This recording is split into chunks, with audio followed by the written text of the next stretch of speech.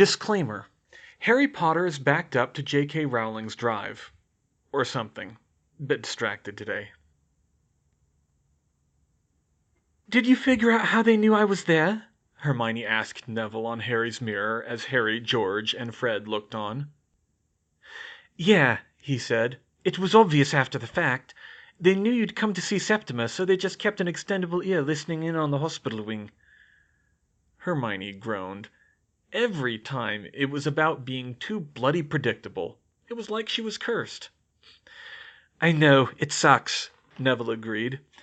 "Madame Pomfrey always worries about people coming in and disturbing the patients, not information going out the other way. She wanted to tell you she's sorry, and she's stepping up security. Although with the carers around, they can pretty much just barge in there anyway." "It's better than nothing," she admitted. She yawned. She was exhausted after the emotional toll of yesterday and a sleepless night afterwards. Just seeing Septima like that gave her nightmares, and she'd spent a fair bit of time huddled with George on the sofa. "By the way, do you know if the Death Eaters can track your wireless station?" Neville added. "I've heard people talking about trying to find it."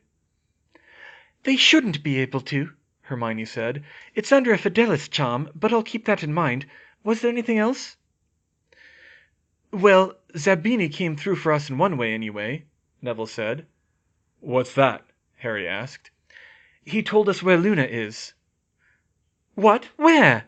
Harry and Hermione gasped. "She's not in Azkaban?" George and Fred added. "No. Apparently the important prisoners from the Order and stuff are being held in the dungeon in Malfoy Manor." "Of course they have a dungeon," Hermione muttered. "Did he tell you how to get in?" asked Harry. "No, I'm sorry. He doesn't have any direct connection with the Malfoys. He was lucky to get that much." "All right, thanks, Nev," Harry told him. "We'll see what we can do." Hermione's first instinct was to ask Dobby for help.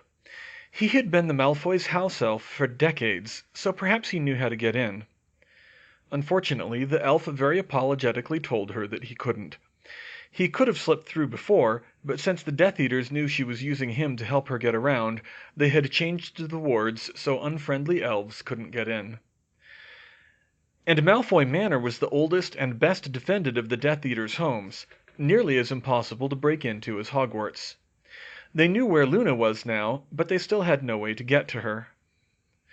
A few Order members raided Borgin and Burke's in Knockturn Alley just before Christmas. Of course, Hermione only heard because it was passed on to Radio Free Britain. There were no major injuries, but from the sound of it, they didn't make any great gains either. The whole war was less a war and more a series of raids and counter-raids, and the real problem was that the Order was just at too much of a numbers disadvantage. In the meantime, Hermione continued hammering away at her project, half just to shut out the pain, and half out of desperation. The twins also kept up their wireless show. Mr. Lovegood did stop printing Liberation, though. Hermione didn't think she agreed with that, but it was his prerogative.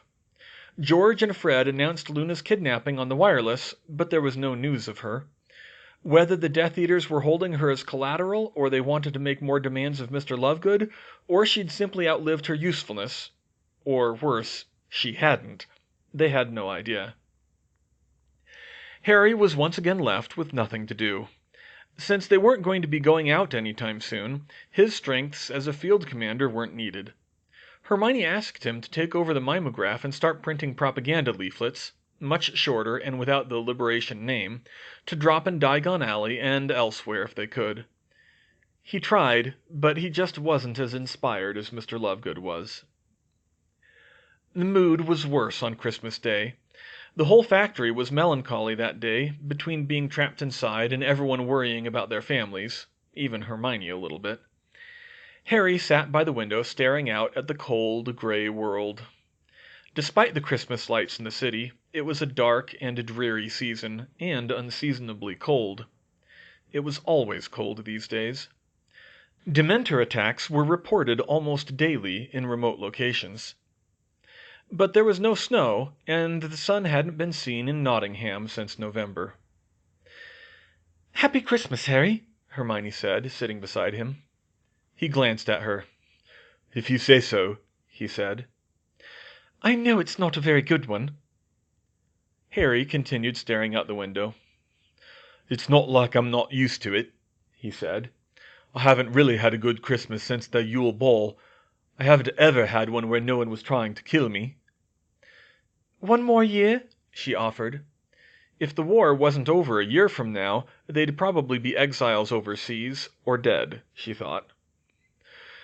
"I don't really think that far ahead," Harry muttered, more to himself than her. She didn't say anything. She suspected he'd felt that way ever since you-know-who came back. "Well, I know we can't do much in the way of celebrating this year, but we can still make it into town, for now. I picked this up for you the last time I went for groceries." She handed him her find from a used bookstore. "I figured with your relatives, you never had a chance to read it as a child." "The Once and Future King?" "I never seem to know what to get anyone besides books." She sighed. "Well, it could be worse," he said. "It could have been a homework planner." Hermione glared at him. "I thought about visiting my parents' graves today." "That sounds like a bad idea," she interrupted. "I know. They'll probably be watching." He sighed. "I've only been there a couple of times, you know. Summers with Sirius. But then the war got too dangerous." "If you want, we might be able to get to Muriel's place for Christmas," she suggested. "You could see Ginny." Harry brightened for a moment, but then slumped again. "I don't want to put her in more danger," he said. "Yes, I figured you'd say that. If it makes you feel any better, I think I'm pretty close to a way to destroy Horcruxes." "Besides the basilisk fangs we're carrying, you mean?" "Yes, something cleaner. I hope." She skirted around the issue of Harry's problem. "Anyway—" Unable to think of anything else to say, she stood and wandered out of the room. She might as well get back to work. "Happy Christmas, Hermione," Harry called after her. She started back to her loft, but she yelped as George grabbed her from behind and pulled her into a hug. She had her wand in his face before she realized what was going on. He nudged it aside and kissed her. "George," she said. "Happy Christmas, Hermione," he said. "Happy Christmas to you, too. I was just—" "Oh, no, you're not. Christmas is a time for family and friends. You're not going to shut yourself up in your room for the rest of the day." "But I'm so close. I've almost solved the equation for the spell I need." "You can take the day off for Christmas," said George. "You don't get to just hand us our gifts and go away. Now come on. What do you say we get a game of Exploding Snape going?" "Don't you mean Exploding Snap?" "Nope." After the entertaining but unusual Christmas party, Hermione needed a bit of time to get back in gear, but she was soon cranking away again. She knew she'd just about had it. The hardest part would be that she had no way to test the spell except on the real thing. She knew how to detect a soul fragment. Now what remained was to manipulate it, to exorcise it. To do it, though, she needed to use a lot of arithmetic elements from the Killing Curse. She reckoned it should be easier than the Killing Curse, and less dark. That curse was a perversion. This was restoring the natural order, but she still had to delve deep into dark magic to do it. Far deeper than she suspected Dumbledore would have approved. But she did it. "I'm ready," she said. She got out the 2 shielded boxes that contained Slytherin's locket and Ravenclaw's diadem, and set them on the coffee table. "I have a spell that destroys Horcruxes." "You really think it'll work?" Harry said. "I'm as sure as I can be without actually trying it. There's no reason to wait any longer." "Hold up, Hermione," George said. "I don't think you should do this without Bill here. Get him to look over your spell, make sure everything's safe." "I can't imagine any standard by which you could call this safe, George," she said. "But point taken. Harry, could you call him, please?" Bill arrived about an hour later. He wasn't happy about leaving Fleur, who was 7 months along by now, but he understood the necessity. Hermione showed him her notes on her spell, but he couldn't be of much help there. This is beyond me," he said. "I understand some of it, and it is scary. I've seen curses written on tomb walls that were less scary than this. But a lot of it, Fourier series, topological manifolds, is some of this even maths? It is, Hermione said. I'm sorry, but I'm a curse breaker, not a master arithmancer. Will it work? She demanded. Your guess is as good as mine, Hermione. If you say it'll work, you're probably right. But will it backfire horribly? George said. I don't think so. I can tell you it won't reflect or anything, and the power level is such that it shouldn't bring down the buildings, so if it does go wrong, it'll be manageable, but I can't be certain without understanding Hermione's maths. But Hermione, this is some really dark magic. I can see parallels with the killing curse. Do you think you even can cast it? The others stared at her in surprise. She hadn't given them many details, but Hermione didn't flinch. It shouldn't be as hard as the killing curse, she said. At least, it shouldn't be as hard specifically for Horcruxes. The killing curse requires murderous intent to cut off a natural life, but a Horcrux is a fragment of a soul unnaturally bounded to an object. It should be easier to dislodge.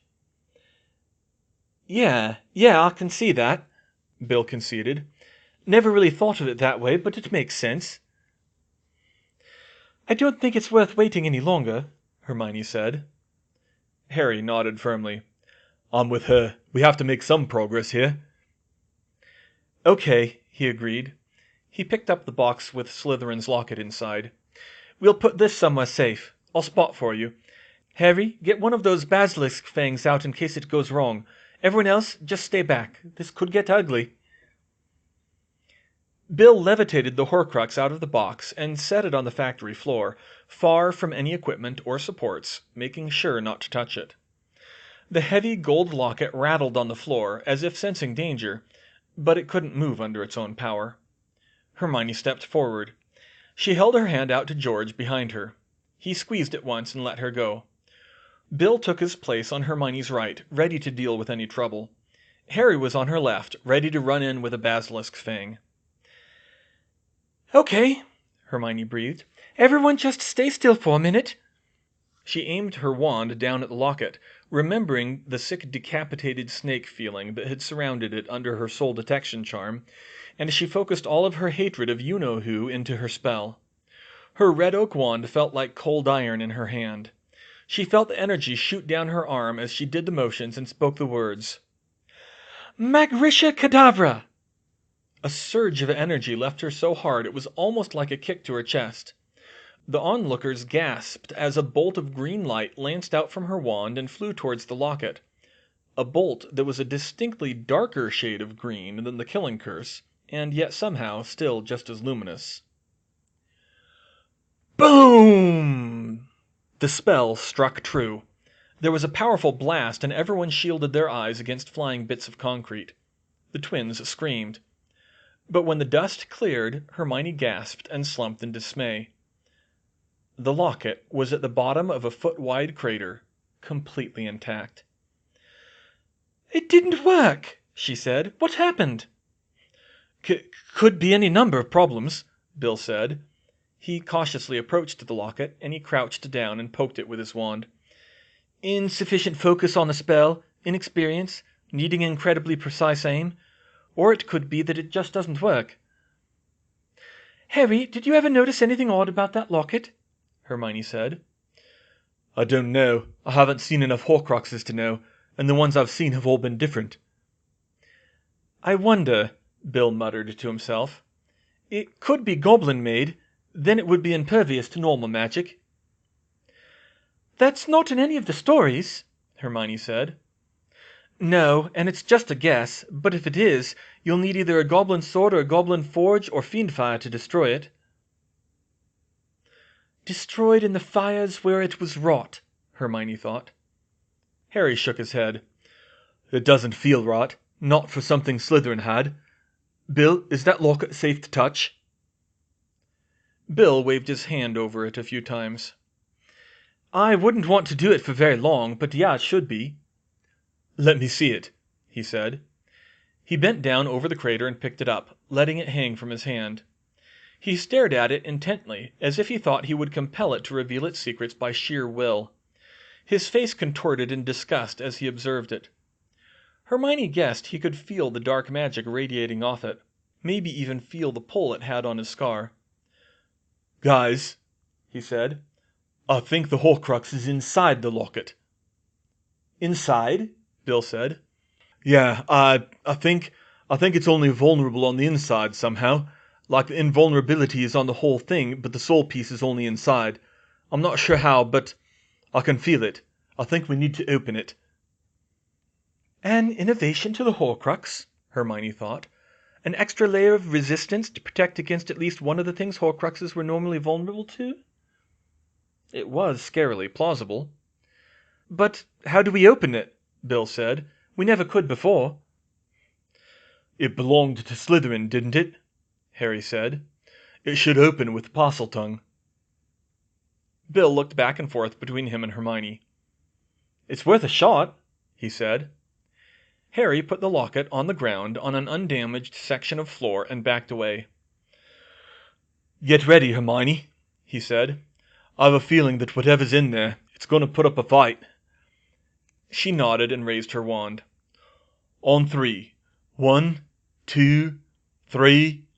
A hiss came out of Harry's mouth. The locket popped open, and it all went wrong. A pulse of magic knocked everyone in the room off their feet. A dark, malicious eye appeared behind each of the panels of the locket, but that was all Hermione saw before a swirling black vortex burst out of it and rose to the ceiling, threatening to blow the roof off the factory, and a sibilant voice emerged from the depths of it. "Hermione Granger, I have seen your heart, and it is mine!" "Don't listen to it!" Bill shouted, but his voice sounded distant in her ears with the roar of the phantom wind. Hermione pushed back with her occlumency as she felt it attack her mind, but it barely slowed the words from cutting through. She knew she had to raise her wand again, but she couldn't. "I have seen your dreams, and have also seen your fears, and your secret pain. Share your pain with me, and gain strength from the sharing." She fought desperately to shut it out. She hated that movie. "Abandoned the life you loved for a world you didn't know. Abandoned your parents, defied them, and lied to them. All for a boy who only caused you trouble." "Hermione, destroy it!" Bill said. "Sent them away and destroyed your home to save a boy who didn't want your help. And you failed." "It's lying! Kill it!" Harry's voice drifted to her. "You will fail to help your friend, just like you failed to save them." Suddenly, the cloud of darkness took shape. Faces appeared and spoke with reproachful voices, the faces of all the people she had failed to save. "I died to save you," said Lee Jordan. "I was right there, and you couldn't save me," said Cho Chang. "You allowed the one person who could win this war to die," said Albus Dumbledore, his throat cut. "You let your best friend become a murderer," said Draco Malfoy, his chest full of holes. "Look at my face," said Fred, the whisker-like scars fresh and red. "George and I can't ever pull the identical prank again because you don't even know how to run into a fight." "It's wrong!" Fred yelled. "I don't care about that." "You couldn't even finish a simple breakout without bringing the Death Eaters down on us," said Mad-Eye Moody.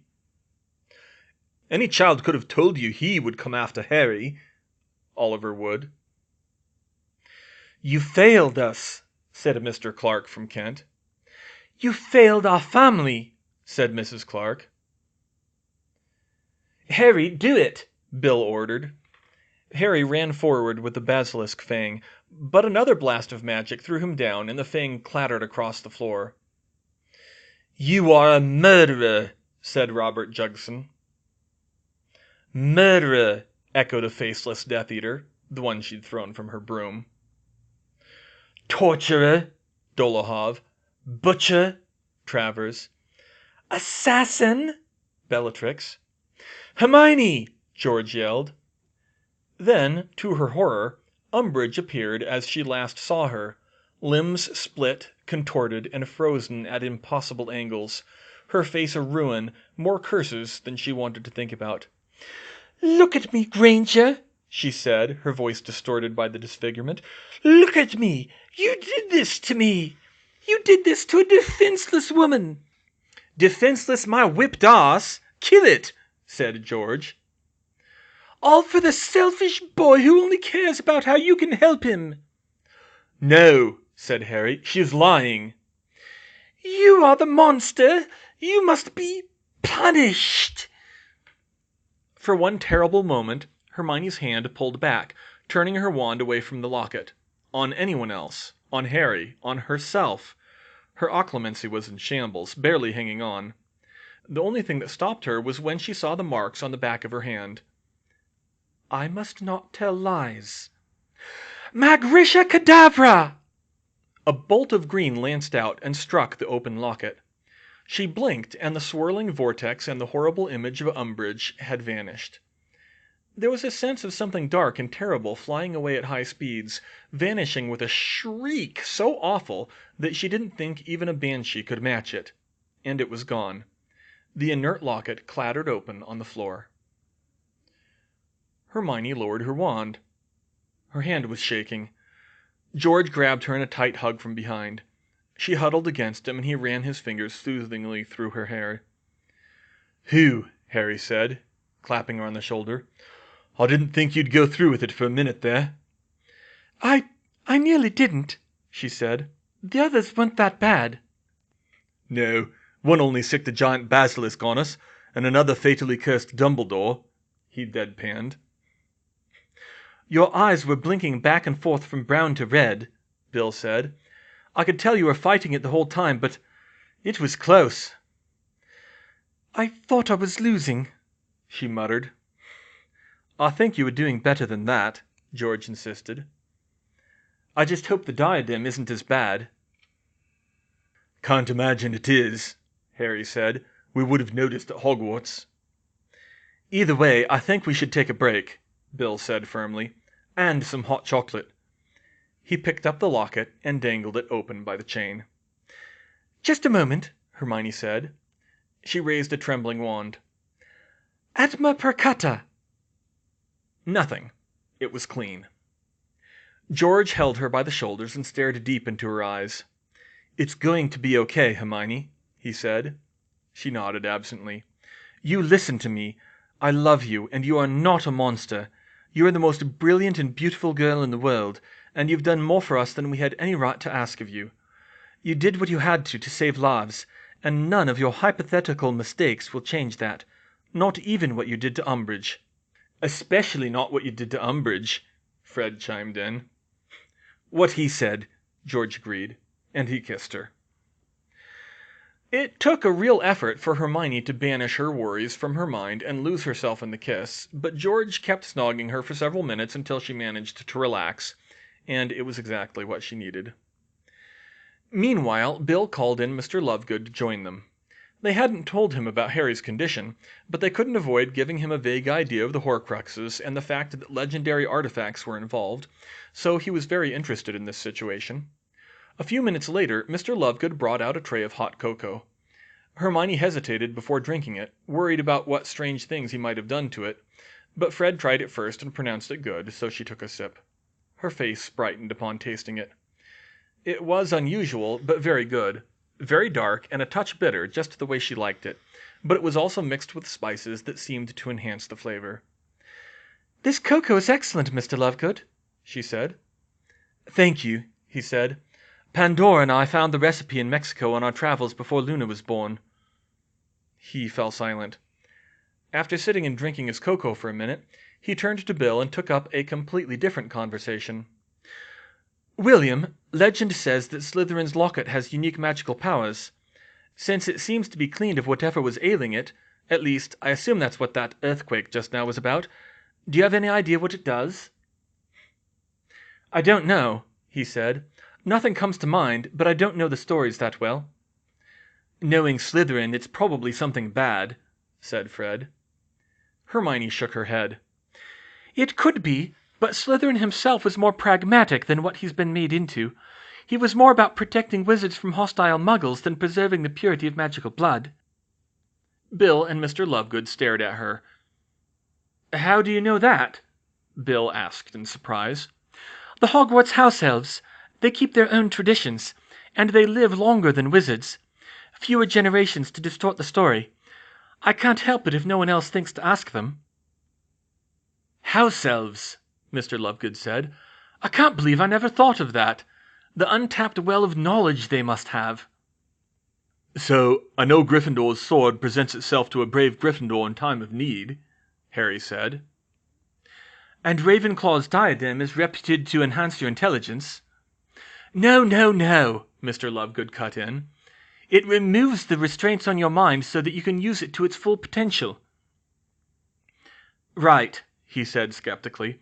But it's a clue. If the elves' story is true, then I'd guess that Slytherin's locket has some kind of protective powers. It could take more time than I can spare to figure out what they are, though. If it even still works after what Hermione did to it. Hermione blushed. The locket was physically fine, but it was hard to tell what shape it was in magically. However, her spell should have severed the soul fragment cleanly and left the rest intact. That was both the intent and the construction of what she had created. Avada Kedavra was the invention of medieval dark wizards for the purpose of quickly putting down an enemy in a duel or a muggle witch hunt. The words were clearly mocking the muggle practice of the time of writing abracadabra on an amulet over a sick person in a futile attempt at a healing spell. Abracadabra seemed to be bastardized Aramaic for "I will create as was spoken," which didn't make a whole lot of sense for healing, possibly an oblique way of invoking God. However, the killing curse had clearly been twisted further to sound like the Latin aveo cadaver, I wish for a corpse. Magrisha was Hebrew, but it was near enough to Aramaic, and cadavra actually closer to correct Hebrew than cadabra was, according to her Hebrew dictionary. Putting them together, and she was much closer to the linguistic intent of the spell. I expel as was spoken. Once they were all settled, they returned to the factory floor, where Bill removed Ravenclaw's diadem, setting it on the concrete. It had a pull to it, stronger than the locket when closed, but it showed nowhere near the same level of fighting back. "This one's not goblin-made too, is it?" Hermione asked.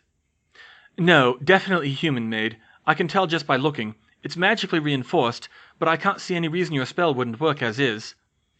"Good. Harry, are you ready with Fang?" "Yes, but if it does what the last one did." "I know, but just in case, everyone get ready." She raised her red oak wand again and focused. Her loathing of you-know-who, her disgust at how he had defiled such a valuable artifact, her desire to cleanse it with a metaphorical fire. "Magrisha Kedavra!" The spell struck true, and this time nothing blocked it.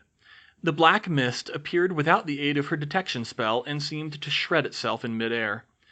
There was a terrible shriek and the same feeling of something dark flying away, and it evaporated before their eyes. "Atma Prakata!" Hermione cast. Nothing. Although she noticed the end of her red oak wand was slightly blackened. "Well, that was anticlimactic." "I'm not complaining," Harry said. Hermione stepped towards the diadem, looking down at it. Its draw of dark magic was conspicuously gone now, but something else, purer and simpler, remained. Plain curiosity. She started to reach out to it, but Bill stopped her.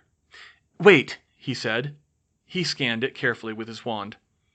"Okay," he reported. "No curses. Looks like it was just a bog-standard Horcrux, if there is such a thing. The soul piece and nothing else." It was strange, Hermione thought. Two of you-know-who's Horcruxes were somehow more than ordinary Horcruxes, actively attacking those who encountered them. But the other two, one had a conventional, if horrific, dark curse to protect it, and the other had nothing at all. Had you-know-who been experimenting, seeing what he could do with pieces of his own soul? Nagini was another experiment when she thought about it, an intentional living Horcrux, something that, if it had ever been done at all, was not referenced in Secrets of the Darkest Art. Indeed, it seemed that Nagini ought to still be mortal, although perhaps the Horcrux would remain bound to her body unless severed by something that could destroy it. She picked up the diadem and examined it closely. It was a silver circlet with an eagle rising over the front in fine silver filigree and diamonds. There were 224 diamonds. It took her a minute to count them. The largest of them several carats, and 3 large sapphires down the front. On the front of the band was inscribed the Ravenclaw motto, "Wit beyond measure is man's greatest treasure." When they re-entered the makeshift sitting room, Mr. Lovegood gasped and leapt to his feet upon seeing it. "Merlin's beard! It's the lost diadem of Rowena Ravenclaw! How on earth did you get this?" He took it in hand and scrutinized it even more than Hermione had. "It's a long story, Mr. Lovegood," she said. "You know who got hold of it years ago. We're honestly not sure how, but we found where he hid it, and now it's clean of the curse he put on it." Mr. Lovegood's eyes grew wide. "You know who defiled this treasure? Miss Granger, you have done a great service to Ravenclaws everywhere. Without your intervention, this would have been lost to us forever." She nodded sadly. "Using historical artifacts wasn't the smartest thing he could have done, but he had one thing going for him. People would be extremely reluctant to destroy them if they had to." "I've always dreamed of seeing the genuine article," he mused. "I think we should use it." Everyone turned and stared at Hermione, and then everyone began talking at once. "Are you crazy? We don't know what that thing does. It was part of you-know-who. It could still be dangerous." Guys, enough!" she shouted over them. "Bill, you said it was safe?" Bill self-consciously took a step back. "I said it was clean of the Horcrux and any curses. We don't know what the diadem itself does. According to legend, only Ravenclaw herself could use it. It drove everyone else mad." "I don't think this is a good idea, Hermione," George said. "Listen," she said. "Ever since we found that diadem, I thought that if I could cleanse that taint from it, maybe I could use it to help me," she cast a sidelong glance at Mr. Lovegood, "with my other project. If it really enhances your wisdom or intelligence, or just removes the filters like Mr. Lovegood says, it could be the exact thing I need." "But do you really need it, though? I mean, you." "George, what I just did was child's play compared with the other problem I have to solve. Please, I need to do this." George acquiesced and pulled back, but Mr. Lovegood was still hesitant. "I'm not sure this is a good idea, Miss Granger," he said. "You aren't even a Ravenclaw." "Mr. Lovegood," Hermione told him evenly, "the Sorting Hat told me twice that my strongest trait was Ravenclaw through and through. It wasn't because I was unworthy of Ravenclaw that I'm in Gryffindor. Please, will you let me try it?" Mr. Lovegood slowly handed the diadem over. "Okay, Miss Granger," he said, "but be careful. Even I don't know what this will really do to you." "I'm taking that thing off of you if something goes wrong," George said. Hermione nodded and took a step back from the group. As they watched, she carefully placed it on her head. She froze, and the world exploded around her. She transfixed with the force of the magic as the enormous amount of sensory information that was normally filtered down to a trickle by her subconscious mind hit her full in the face like a fire hose. The fluorescent lights in the ceiling were blinding her. She had to block them out entirely with her hands to get rid of them. Even having them in the corner of her eye, she couldn't ignore them. They made a whining sound at the top of her range of hearing that she couldn't shut out of her mind. And worse, they were all sorts of dissonant frequencies. The second A above the piano, slightly flat. The second B flat above the piano, slightly sharp. The third C sharp above the piano, a lot flat. She'd never had perfect pitch before. There was a low-pitched hum pervading the room, the lowest G on the piano, but a lot sharp. 50 hertz, the mains hum. The ticking of the clock, the shuffling of people's shoes, her own blood pounding in her ears. They were all vying for her attention until she couldn't keep track of any of them, and she almost thought she'd gone deaf, surrounded by noise. The lines between the floor tiles stood out like neon lights. 14 lines horizontally by 17 lines vertically, with 14 whole tiles cut off by the shape of the room. 194 whole tiles on the floor, 62 partial. The rectangular pattern of books on the bookcase made her dizzy to the point that she couldn't pick out any details from it, even though she was sure she could recreate it perfectly if she had to draw it. She could remember every line and curve of the room the way it normally was, and the slightest detail out of place stood out like a sore thumb. She couldn't breathe. The dusty smell of the factory floor made her cough. A faint whiff of Mr. Lovegood's bizarre aftershave made her gag. The smell of the hot cocoa she'd loved so much a few minutes ago was overpowering, and the spices burned her nose. And she didn't adapt to them like she normally did to smells. They just lingered. She dragged her tongue across her sleeve to try to get the aftertaste out of her mouth, but that only made it worse because of the fuzz that got in her mouth. She stumbled backwards, nearly falling over, losing track of her body in the chaos. She felt her balance tipping every time she moved her head, and her clothes itched like a goat's hair. She felt every place where her blouse was rubbing against her skin distinctly. She fell against the wall and squeezed her eyes shut and clapped her hands over her ears to block out the sounds as she slid down to sit in a fetal position. She grabbed her wand and waved it, and the lights went out instantly, although daylight still streamed through the window. A scream pierced her ears. She waved it again, and the sound vanished. A third time, and the air was clear, and she could think.